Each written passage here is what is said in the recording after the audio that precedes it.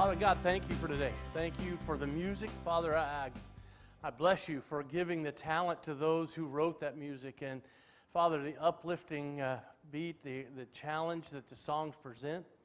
Father, to know as we sing those songs, we're making a commitment to you is an important thing for us to focus on. Father, help me to give myself to you. Help me to empty myself today, that you might use me to deliver your message. Thank you for the example of imperfect men in your word. Father, these imperfect men give us hope because each one of us is imperfect. But in it all, we see your grace is sufficient. We thank you now in Jesus' name. Amen. I don't know if any of you ever read the little bulletin board newspaper that comes out. This week there was an article in there. You may have read it, but I just want to hit a couple of things we wouldn't know without movies. I just pick a few of them. It says, it's easy for anyone to land a plane providing there's someone to talk you down. You're very likely to survive any battle in any war unless you make the mistake of showing someone a picture of your sweetheart back home. So if anybody goes into war, leave the pictures at home. Don't show anybody, right? Mothers routinely cook eggs, bacon, and waffles for their families every morning, even though their husband and children never have time to eat. And the last one, medieval peasants always had perfect teeth. Some things we'd never know if we didn't watch movies. Well, we're going to continue a story today. We started a few weeks ago on Jacob and Esau. We started back in chapter 25 as the boys were born, and we've been following the conflict, the intrigue, and the scheming as Jacob has taken the birthright from his brother Esau, and then as he has stolen the blessing that Isaac intended to give to Esau and taken it for himself. And last Sunday we continued that story by finding Jacob on the run. Esau has threatened to kill him, and his mother has arranged this plan to send him out of town. And in chapter 28 we talked about his travels from Beersheba to Luz, and a dream he had that night as God passed on a blessing to him. Today we're going to pick up chapter 29. We're going to read down through it, or work our way through it, to see that journey as it continues. And it starts very simply. I want to start with this one. Jacob arrives in Haran. Look at verse 1. It says, then Jacob continued on his journey and came to the land of eastern peoples. Now, let's remember that we're talking about a 30-day journey. We're talking about a journey that is over 500 miles. So it's not like he had the dream and then the next day he showed up. It says he continued his journey. The word literally means he lifted up his feet and walked. But I want us to think about something for a moment, because I want us to go back to remember how he came to Bethel. How was he feeling when he came to Bethel? Down. He was discouraged. He had lost his family. He had been sent away. He was under a death threat by his brother. If anybody was ever going to be discouraged, it would have been Jacob when he went to bed that night. But now I want us to think about, after that dream, after his interaction with God, how do you suppose his journey changed the next day? Do you suppose maybe he got up a little more excited, a little more encouraged? God's on my side. He's going to provide for me. And I would imagine maybe there was just a little more bounce in his step with anticipation as he journeyed on. So he's on his journey. Finally, let's go back. He arrives. Verse 2 says, there he saw a well in the field with 3 flocks of sheep lying near it, because the flocks were watered from that well. The stone over the mouth of the well was large. When all the flocks were gathered there, the shepherds would roll the stone away from the well's mouth and water the sheep. Then they would return to the stone to its place over the mouth of the well. He finally shows up. He journeys for about a month, and he comes to a well. Now, how do you suppose he got there without GPS? I mean, there wasn't a AAA to plan out his trip. He was on his own for 500 miles trying to figure out, I'm going to Haran. I've never been there before. But he happens to come to a well where the flocks are gathered. Now, to explain that, the shepherds would all bring their sheep to that well at the same time because the stone was really heavy covering it, and they would work together to move the stone, water their flocks, and then they'd go back to pastures. But he shows up, and these shepherds are there, and notice what his conversation. So seeing them, Jacob asked the shepherds, "My brothers, where are you from?" "We're from Haran," they replied. Now, where's he been heading? For a month he's been walking and traveling towards Haran, and these guys say, "Hey, we're from Haran." You think there was a little bit of excitement that Jacob hadn't got lost? And guys, I bet he didn't stop and ask directions one time. I know he got there because he happened to get there, and when they told him we're from Haran, I would imagine there was some excitement. And so he simply takes the next step and he says, "Well, do you know Laban, Nahor's grandson?" "Yes, we know him," they answered. Then Jacob asked him, "Is he well?" "Yes, he is," they said, "and here comes his daughter Rachel with the sheep." Now, before we get into his response to Rachel, these guys are waiting for all the flocks to get here, and they say, "We know Laban," so he knows he's close.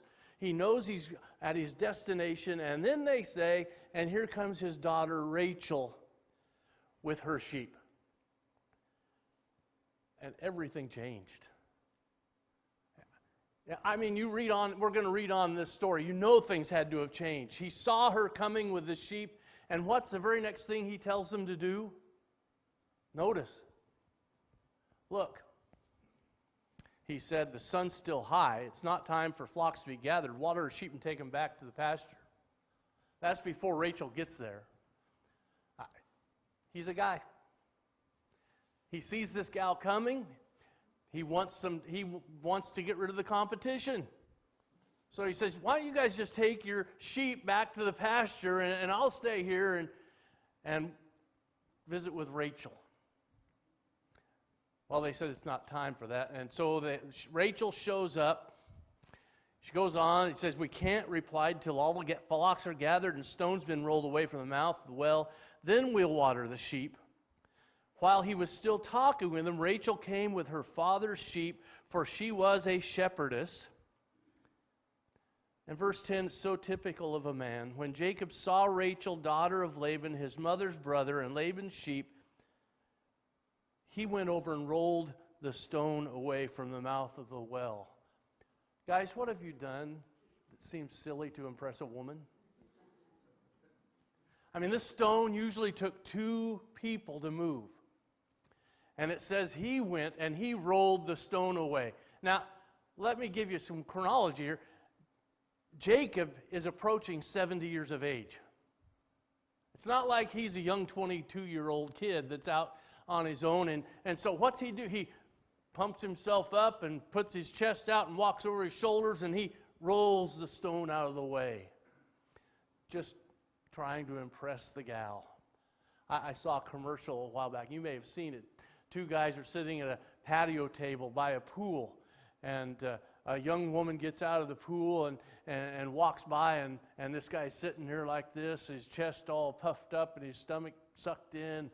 And the minute she walks by, he lets it go, and it hits the table and knocks the drinks over on the guy across from him. Now, men haven't changed much, guys. And Jacob hasn't changed much. So he gets into this. He goes over and he rolls the stone away and watered his uncle's sheep. And we're kind of taken back with this. Then verse 11, then Jacob kissed Rachel. Wow. But we picture it as a deep, passionate, loving kiss. That's not what it was. It was a traditional greeting, probably kissed on each cheek and just said, "I'm glad to meet you." That was traditional of the day. It wasn't like he took advantage of her and kissed her full on the lips. It was probably just a greeting kiss. And he goes on and he tells her the story. Then Jacob kissed Rachel and began to weep aloud. Why do you think he was weeping? Relief? Joy? The fact that he had arrived in the place, that his journey was over, and that he had found a place that he was looking for. It was almost like this emotion had been building up, and he's been keeping it stuffed down inside. There's another quality men really share in common, is keeping everything stuffed in, because we don't want to let people know how we're really feeling, right? But you know what happens when you start stuffing feelings down, stuffing them down? Eventually the dam breaks. And I think that's what happened here. He's been stuffing it down and holding it all inside, and he gets to his destination, and suddenly he can't contain the emotions anymore. And he just lets it all out, and he tells her who he is, and the minute he hears who she is, or who he is, she runs and tells her father. So Jacob arrives in Laban, and then he meets, or Haran, and then he meets Laban. As soon as, verse 13, as soon as Laban heard the news about Jacob, his sister's son, he hurried to meet him. He embraced him and kissed him and brought him to his home, and there Jacob told him all these things. Then Laban said to him, "You are my own flesh and blood." He welcomed him in. It was a typical hospitality culture. Whenever a stranger came along, and especially a family member came along, you took them in, you provided for them, you gave them a place to stay. It's far different than our society today, right? We tend to, we'll give money to get them away. But he brought him in, and for a month he stayed with him. It says at verse 14, after Jacob had stayed with him for a whole month, he'd been there a month, obviously shown he was worth something. And so Laban said, "You're my relative, but why should I get your labor for free? You tell me what your wages should be." And so before he answers that, we have verse 16. Now Laban had 2 daughters. The name of the older was Leah. And this doesn't sound as flattering in our culture as it would have theirs. Leah's name meant cow. Try going up to your wife and saying, "You're a lovely cow." Doesn't work. The younger one was Rachel, which means you, which has a much more attractive sound to it, doesn't it? I mean, which would you rather be, a cow or a ewe? And so then he describes them. Leah had weak eyes. There's absolutely nobody knows exactly what that means. It may mean that she had light-colored eyes, which was not considered attractive in that culture. Maybe there was a genetic thing in their family that maybe she had blue eyes or light-colored eyes, and that was not attractive in that day. It might mean that she had poor eyesight. Some suggested it might even mean she was cross-eyed. Anyway, the whole image we hear of Leah is that she isn't the most attractive, because then you have the description of Rachel. But Rachel was lovely in form and beautiful. Now, what do you suppose that means? Lovely in form. Guys, you know what that means. She had a good figure. She was a beautiful woman, physically attractive. She was the one every man dreamed of. And Jacob has seen her, and Jacob knows that, and he loves her. And then you have Leah over here in contrast. And so Jacob says, "Here's what I'll do. I'll work 7 years for Rachel to be my bride." Now, here's a cultural insight. A typical bride price was about 30 to 45 shekels. Now, the average daily wage was 1.5 shekels. Or excuse me, the average monthly wage was 1.5 shekels. So if you do the math on that, you'll find out that Jacob was willing to work up to 4 times the value of Rachel. That's how much he valued, that's how much he wanted her for his bride. And so I love Laban's response. Verse 19, Well, it's better I give her to you than some other man. I mean, he was all on board with this. Man, he just, well, you're better than anybody else, and stay here with me. So Jacob served 7 years to get Rachel. And ladies, here's the one you like, but they seemed like only a few days. That's romantic, isn't it? He worked 7 years, but it was just like that. But they seemed only a few days then because of his love for her. And then Jacob said to Laban, give me my wife.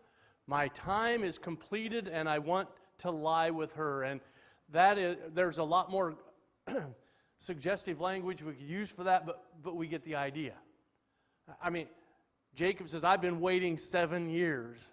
Now it's time. Give me my wife. And so we have the third part of this story.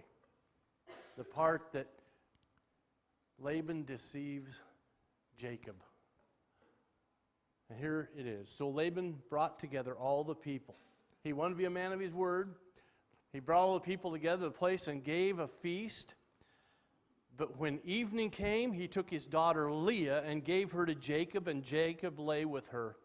And Laban gave his servant girl Zilpah to his daughter as her maidservant. Now, we read that and we wonder, how in the world can a guy go through a wedding and not know he's getting the wrong girl? Well, it helps to know that in that culture, the women wore heavy veils. So maybe you could see their eyes, but maybe even not that. So you couldn't see her identity. It had to be the fact that Leah was in on it because, I mean, how would you like to be handed off? Well, I can't get rid of you another way, so we're going to sneak you into this guy's tent and you're going to be his wife. Leah may have already fallen in love with Jacob herself. And this was a way that she could realize that. But anyway, in the dark, they have their honeymoon night. And in the morning, he wakes up, and who does he find in the bed with him? Leah, the cross-eyed wonder. Sorry, I couldn't help that. Forgive me. Lord, I'm sorry. I did that. So when morning came, there was Leah. So Jacob said to Laban, what is this you've done to me? I served you for Rachel, didn't I? Why have you deceived me? There's one thing he left out in that request. He didn't ask for Rachel specifically. He says, give me my wife. And Laban said, okay, now's the time for a bait and switch. I've got this daughter nobody will marry, so let's just... And so Jacob wants to know, you scoundrel. And I think Jacob may be getting a dose of his own medicine. Maybe he's beginning to realize what he's done to people in the past and realize how it feels to be tricked and betrayed. But anyway, Laban says, well, it's not our custom here to give the younger daughter in marriage before the older one. That's not exactly true. They tried to marry, but that's his reasoning, that's his explanation. It's kind of like you go to the store and they have a big sale on some item that you've always wanted and the price is really great, and you go in and they say, oh, we're all sold out of those. But we have this one over here that's a better price. The little costs a little more, but it's a better value. They lure you in and then they switch it. And so Jacob gets the answer. And so Laban says, it's not our custom here to give the younger daughter in marriage before the older one. Finish this daughter's bridal week. Typically a wedding lasted a week long. Then we'll give you the younger one also in return for another 7 years of work. And Jacob did so. He finished the week with Leah, and then Laban gave him his daughter Rachel to be his wife. Laban gave his servant girl Bilhah to his daughter Rachel as her maidservant. Jacob lay with Rachel also, and he loved, and this is an important aspect of this. If you want to underline something to help you understand the rest of the story, he loved Rachel more than Leah. That is crucial because we're going to read about conflict, we're going to read about competition in the home, and it all goes back to the fact that Leah is constantly trying to earn Jacob's love. she has his sons, and she says, now Jacob will love me. Now Jacob will honor me, and it never happens.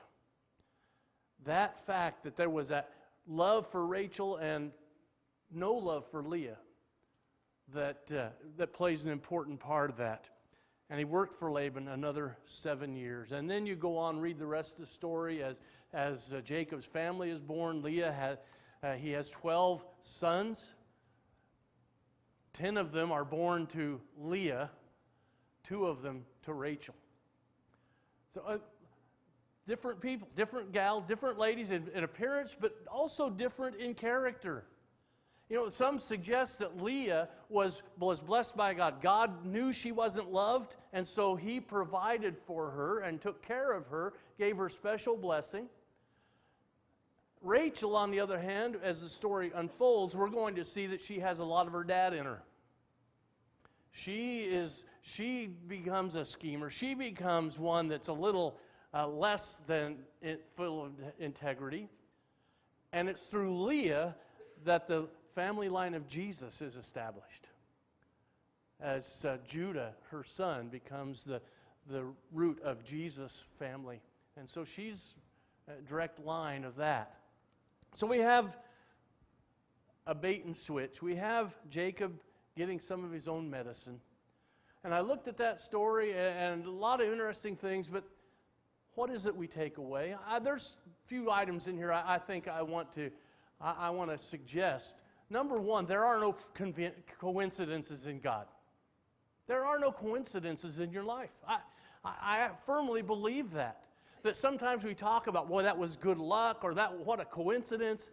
I don't believe that's the case. I believe God's providence plays a big role in it. Dolores and I were attending Basic Youth Conflicts in Sacramento, and it was a long time ago. We were youth then, and we sat down in our seats, and the moment I sat down, somebody behind me said, "You're Don Shelton."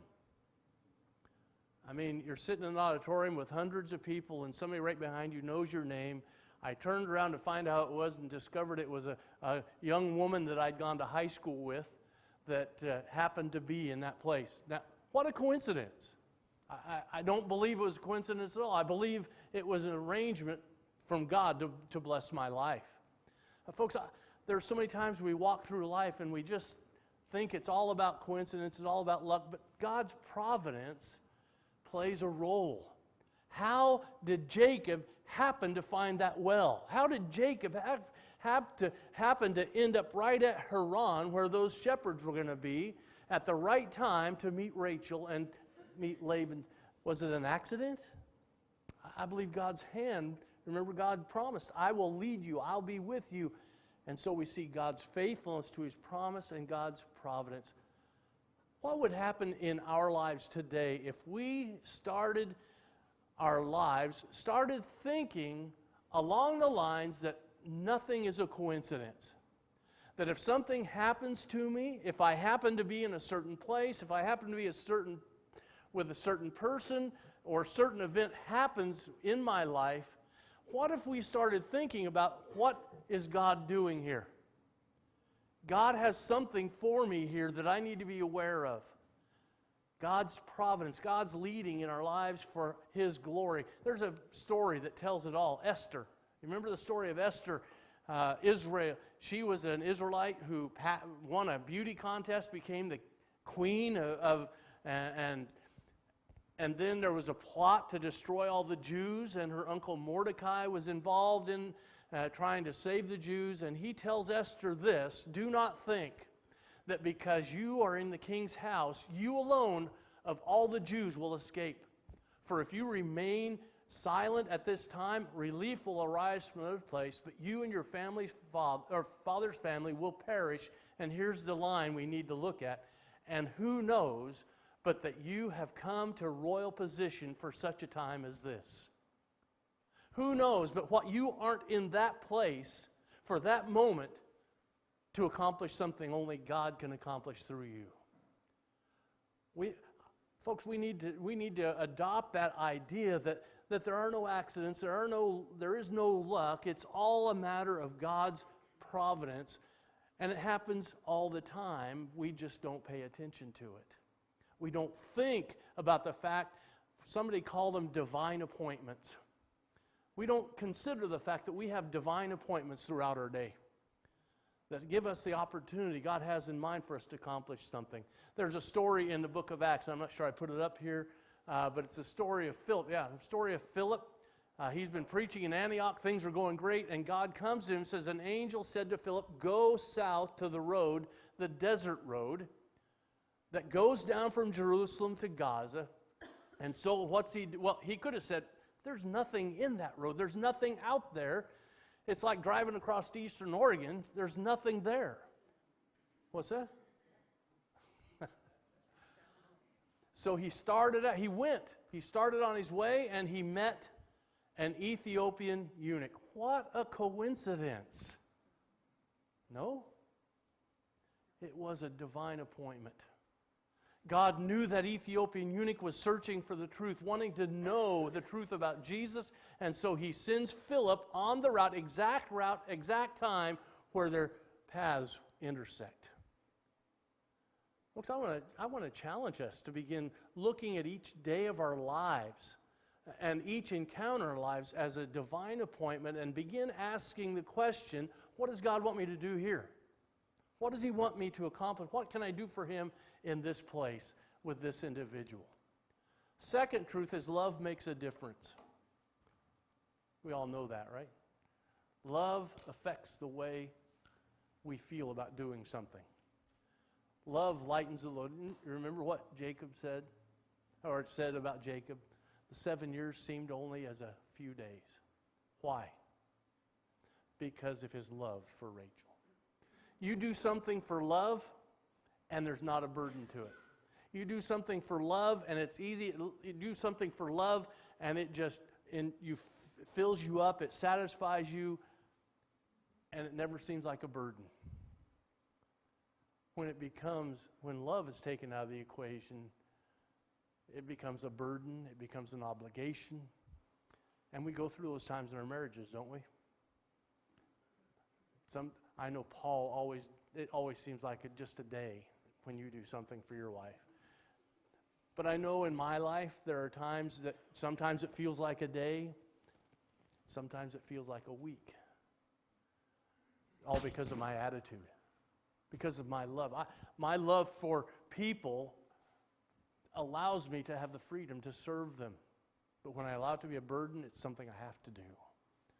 Love makes a difference. 1 Corinthians 13, great chapter on love. Read that. It talks about the importance of love. If I don't have love, I don't have anything. It doesn't make a difference. So that's number 2. Number 3,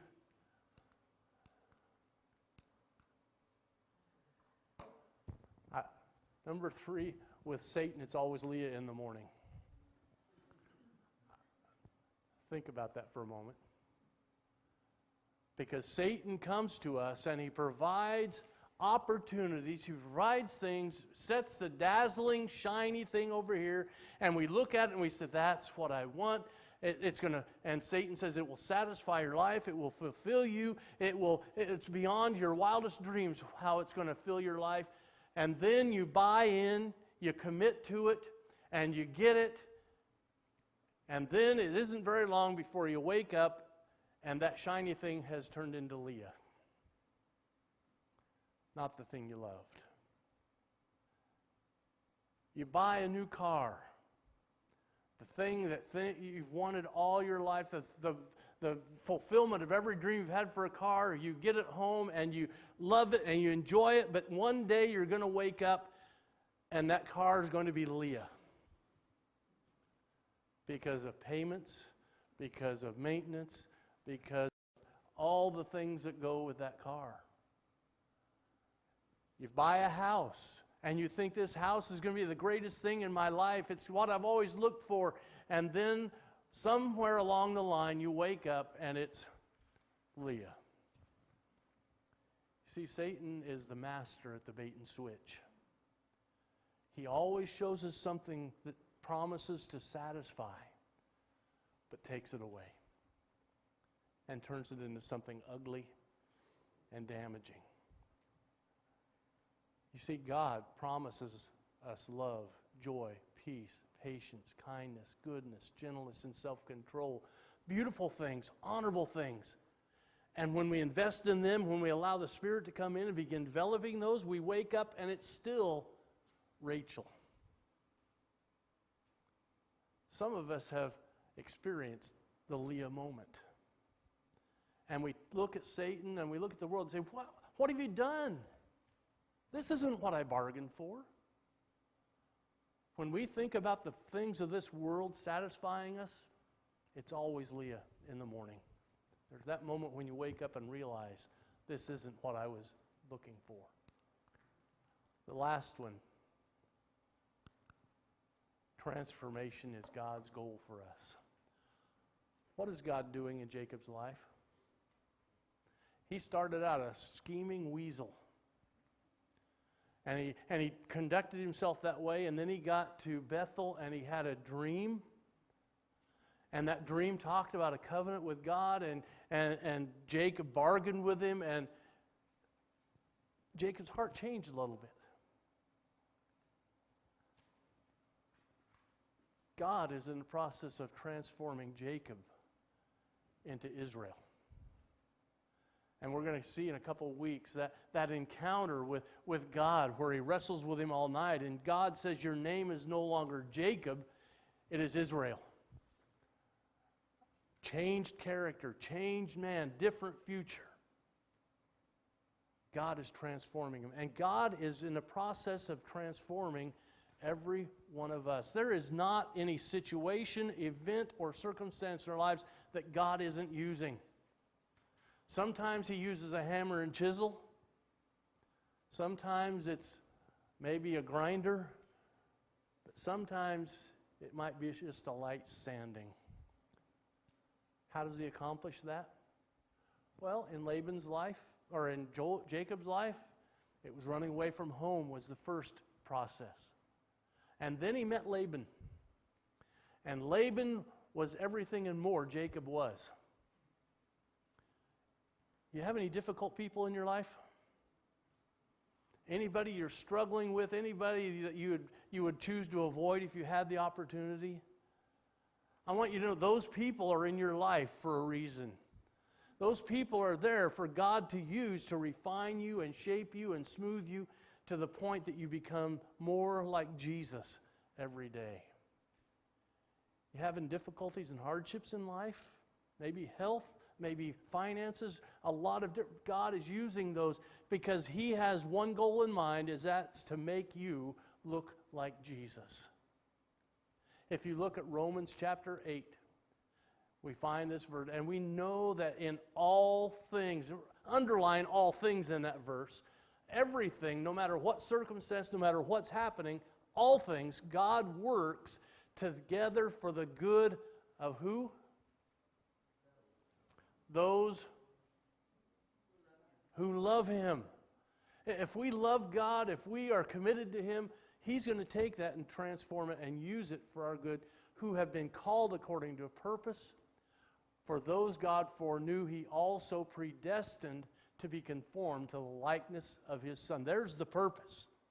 There's his purpose in our life, to conform us to be like Jesus. And he uses every situation. What difference would it make in your life if every difficulty came along, every encounter with a difficult person happened in your life, you said, okay, this is God's tool. He's shaping me. It's not fun. It's not pleasant. But I'm going to be better for it after I come out the other side. He's shaping us. Philippians 1:6, being confident of this, that he who began a good work in you will carry it on to completion until the day of Christ Jesus. He's transforming us, but when's it going to be complete? Next verse tells us, dear friends, we are not children, now we are children of God, and what we will be has not yet been made known, but we know that when he appears, we shall be like him, for we shall see him as he is. This is a process that begins on the day we give our life to Jesus to the day it ends. And when Jesus comes back, the process is going to be finished and we are going to be exactly like Jesus. we're going to be conformed to His image, His character, His values, everything. We will be like Him. God's grace is sufficient. None of this happens because Jacob is such a worthy guy. None of this happens because Jacob did all the right things and checked off all the boxes. He did all this. It all happened because God chose him and worked in him and helped him become the man that He wanted him to be. And exactly the same way, God has an image for you. God created you.